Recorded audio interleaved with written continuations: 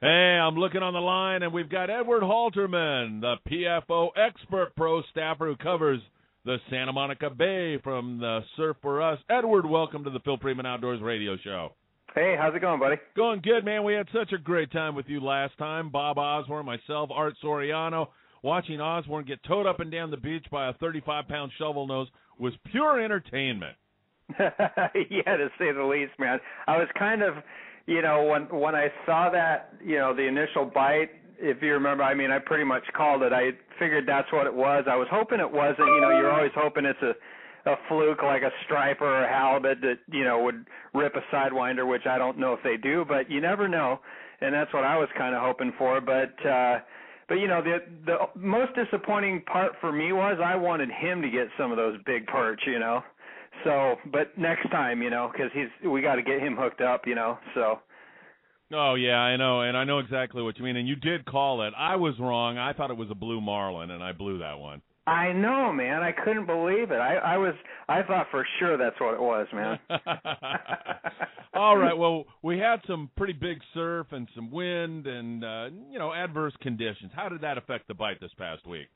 Oh, man, it was basically unfishable. I got a buddy that can only go out on the weekends, and Sunday looked almost equally as bad, a little bit better. But we went out Saturday morning, and I checked the marine weather, and, it was supposed to be, I think it was a 2 to 3 foot at 7 seconds. And the height wasn't that bad, but it was just once you get under 10 seconds, it's a pounding. Whether you're out on the boat or the surf, it's the same deal. And the amount of kelp stringers and everything, it was just impossible to do. And we gave it like a good hour, and I might have had a bite or two. Heck, I couldn't even tell, man. Once you cast out, it was going like 25, 30 miles an hour left. It was man. Wow. Yeah, it was crazy, man. But I got out a couple days before the storm hit, and it was really awesome. I went down there and just to test, different theories and whatnot. I had this thing in my head that I figured the fish would really turn on right before the sunset. I don't know why that was in my dome. I think a week before I called you when that was happening, I was getting bit right as the sun set. But this time it was kind of funny. I went maybe about an hour before, and it was almost a dead low tide. It was like 8 inches of water or whatever. And every time I cast it out, dude, it was another wide open bite. The fish weren't big like the other ones. They were basically a pound to a pound and a half. I think I might have had one that was 1.8 or something like that, but still nice fish. Decent fish, but it was wide open. Every cast I was bit, and the only thing I could figure out with the bigger fish is maybe because there wasn't a lot of water, maybe their backs would be exposed. Heck, I don't know. I was thinking about that. So that is wild. How deep was the water? It was about 8 inches of water. That's incredible. To think that you can pull fish out of 8 inches of water. And when you said you went down there, you're down in the El Segundo area, correct? Yeah, same area. And it was pretty funny because actually Saturday when we were having all that weather, the beach was loaded up. I'd never seen that many people down there. For the crappy conditions, I was surprised to see all the bodies down there. There was probably 12, 13 people down there. And, it was quite shocking, but, of course, nobody was getting bit. And the amount of kelp, almost every cast you'd be hooked on a big string or something, and it was kind of difficult. But I went down this morning for a little bit. I managed to get one that was about 1.7, probably 1.8. Got a couple other little bites, but the water's just kind of almost right. I'm thinking tomorrow it's going to be back to normal. The kelp's kind of cleared out. There's still a little bit there here and there, but it's all kind of broken up now, so it's not as bad. And then the water's still on the dirty side from the washout, but it's getting almost there. I'm thinking tomorrow it should be perfect. So I'm going to go give it a college try in the morning real quick, and before I actually have to work for a living, Yeah, for sure. And you're going to go back to the Sidewinder crabs again? Is that the bait? Oh, yeah. Still got those, and I still got some left over. I'm going to go make some extras tonight. Because I got a feeling tomorrow's going to be insane again. So everything's really flattened out, and it looks really good. And the tide's coming down a little more tomorrow. I think it's probably going to be like a 4.8, 4.9, I'm guessing. So that's really I like that tide. It's really good. The height's good and the movement's good. You get a lot of whitewash in there, and that's really when I like to go. So I think tomorrow it should be really good tomorrow. Oh man, what a great report, because the reports that are floating around out there right now are saying that surf fishing has been very, very poor, which is accurate. However, I like the fact that you're looking into the future and giving all the Phil Friedman Outdoors Radio folks some hope.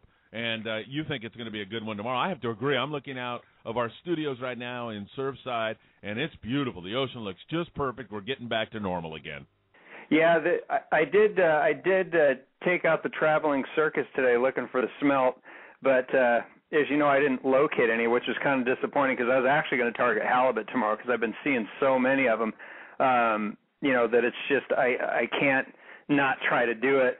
The only other alternative, I could go down to MDR and get some off the receiver there or something and take some sardine up there.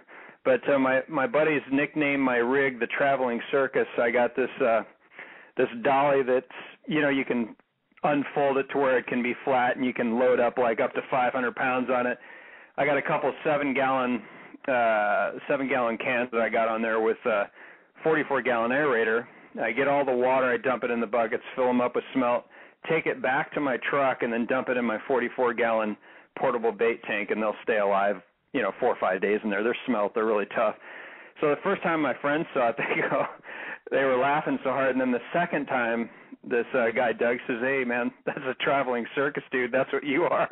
So let me tell you laughed something. so hard it kind of stuck with me. So nothing will stop Edward Halterman for catching fish, including a ton of hard work. But man, I mean, you love it that much, and it's part of the challenge to this whole thing that I think brings you to it. Oh yeah, for sure, man. And like I always say, you get back whatever you put into it, and I put a lot into it. So that's why I think, I'm successful a lot of times, because I've had a lot of failures, and I try and I really work hard at it. And it's just like anything, you put the time in and it all comes around, so. Excellent. Sounds good. Well, we'll look forward to getting a report from you next week, but more than likely I'll be checking with you. Well, no, not more than likely. I will definitely be checking with you tomorrow and seeing how it goes. And if I can get ahead of the work game here a little bit, I might come join you. Oh, that would be fun, dude. That would be awesome. All right. Well, hey, do you want to leave a contact number or email so folks can get a hold of you if they have any further questions? Yeah, the best way is the other office. I work at Zipper Realty, so they can just do a Google search and I'll pop up at edward.halterman@zipperrealty.com, edward.halterman@zipperrealty.com, or they can try my home office whenever they want, 310-607-0105. Edward Halterman, everybody, on the Phil Friedman Outdoors Radio Show. Edward, always a pleasure. Much love, my brother. Same here, man. Take care, buddy. All right, great stuff there. And Edward Halterman, not only a really good friend and a super great guy, great real estate agent, too, if you're looking for that. But, man, he'll put 100% into any kind of fishing endeavor you set him out on. You can be guaranteed that he's going to work hard on it. So make sure you continue to listen to his reports. You'll meet him at the Fred Hall Show on our Surf Fishing Day, and we are all looking forward to that.